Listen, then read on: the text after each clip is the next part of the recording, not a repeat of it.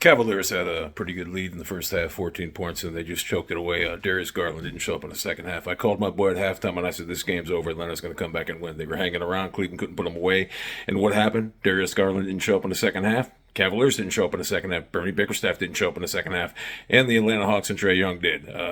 This is a bad loss by Cleveland. They had the game cemented in the first half, but they let Atlanta hang around, and they couldn't put the finishing touches on it. This is the reason why you need Colin Sexton. You need somebody else that can just score on his own. And all these people that said, oh, we can get rid of Colin Sexton. No, you keep Colin Sexton next year. Darrius Garland, he's a good player, but he needs help because he disappeared in the second half. You get Colin Sexton next year, you have a good team. The bottom line is this was a very tough loss. You should have won this game. Crowd was as loud as I've ever heard it, but Atlanta came back and Cavaliers had no answer for it. I called it. I knew it. Just happens like every. How many people called it too? I know there's other people that said the same thing. Just happens like a lot. They hung around. They hung around on the road. And the Cavaliers, you could just tell they didn't have that extra.